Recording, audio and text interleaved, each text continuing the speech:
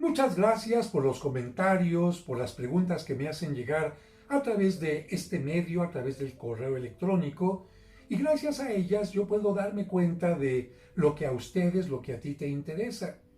He descubierto en los últimos meses que les interesa mucho conocer más acerca de las circunstancias, los personajes que acompañaron a Jesucristo. Y por esta razón, hoy quiero responder a una pregunta que tiene que ver con quién era el sumo sacerdote. Para comprender mejor esto, tenemos que recordar que desde que Dios sacó al pueblo de Israel en Egipto, le pidió a Moisés que no solamente vivieran de acuerdo a lo que Dios les pedía a través de los 10 mandamientos, sino que para que no se olvidara quién había sacado al pueblo de Israel, quién los acompañaba en el camino por el desierto hacia la tierra prometida, quién les había dado la vida y todas las bendiciones, se tuviera constantemente culto. Y para que el trabajo de algunos, para que la distracción de otros no impidiera la realización del culto, se decidió que hubiera personas específicamente dedicadas a esto. El primer sacerdote mencionado en ese momento es Aarón, y después Josefo, un historiador, nos da una lista de 83 sumos sacerdotes que hubo desde aquel momento hasta la destrucción del templo de Jerusalén por parte de los romanos. Los sumos sacerdotes inicialmente eran elegidos para un cargo vitalicio. Vitalicio significa hasta que se muera la persona. Sin embargo, con el paso del tiempo, los sumos sacerdotes fueron removidos por la autoridad civil en turno. Esto hizo que, lamentablemente, muchos de ellos, para no perder este cargo, empezaron a estar en contubernio, empezaron a estar en una mala unión, en una unión negativa con la autoridad civil, y por lo tanto perdieron autoridad moral. Para que no los quitaran, llegaron a hacer cosas que eran contrarias a lo que Dios quería. ¿Qué hacía el sumo sacerdote? A diferencia de los demás sacerdotes que ofrecían oraciones por el pueblo, sacrificios, el sumo sacerdote era el único que podía entrar a la parte más sagrada del templo. Este lugar se conocía como el Sancta Sanctorum, el Santo de los Santos, y en este espacio se encontraba la presencia de Dios.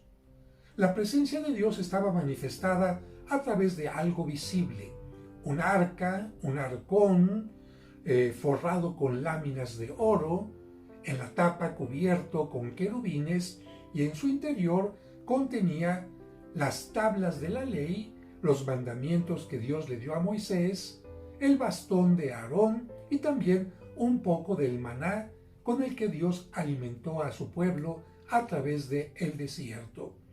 A ese lugar solamente podía entrar el sumo sacerdote para incensarlo y para hacer determinados ritos en favor del pueblo.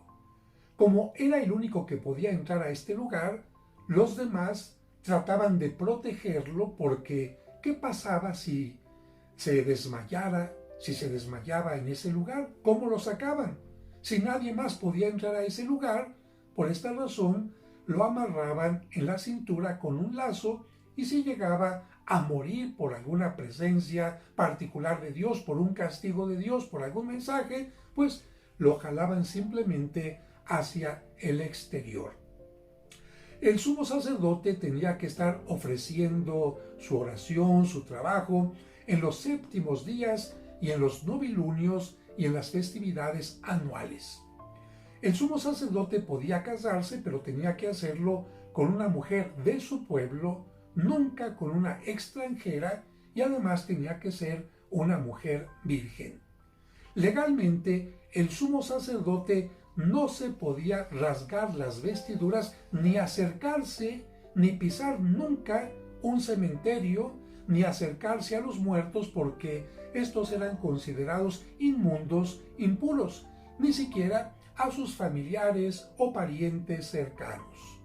El sumo sacerdote también tenía la potestad de, ¿cómo decirlo?, de descifrar los oráculos, es decir, lo que Dios quería decirle al pueblo a través de suertes.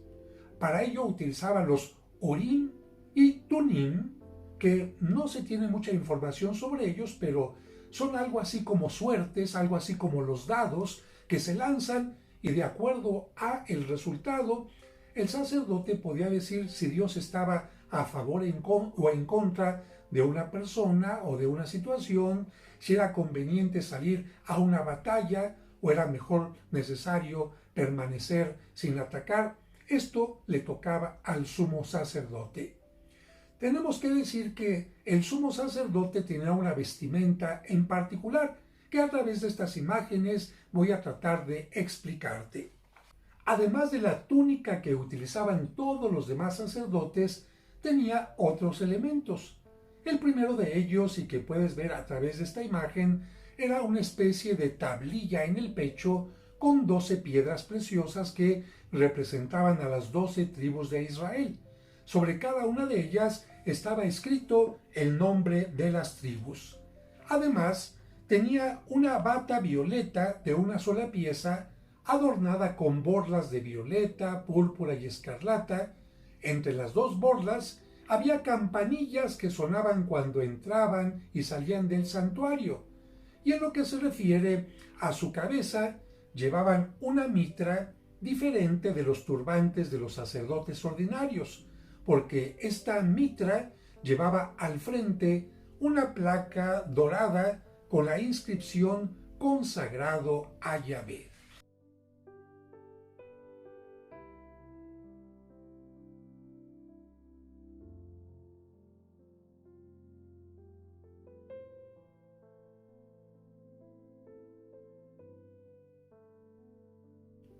Y concluyo este segmento recordando que, en tiempo de Cristo, el sumo sacerdote era Caifás, que juntamente con otros 70 ancianos, con otros 70 rabinos, formaba el Sanedrín, el grupo que juzgó a Cristo y lo consideró culpable. Pero para nosotros, así lo dice el Nuevo Testamento, el único y eterno sacerdote es Jesucristo. Él entra al Sancta Sanctorum, al lugar más santo, a la presencia de Dios, para orar y para interceder por nosotros, ofreciendo el mejor sacrificio, que no consiste en incienso o en víctimas de animales, sino en su propia vida. Y antes de despedirme, te invito a que aquí, donde dice suscribirse, te suscribas a mi canal para que automáticamente te lleguen todas las publicaciones que vaya haciendo. Muchísimas gracias y hasta la próxima.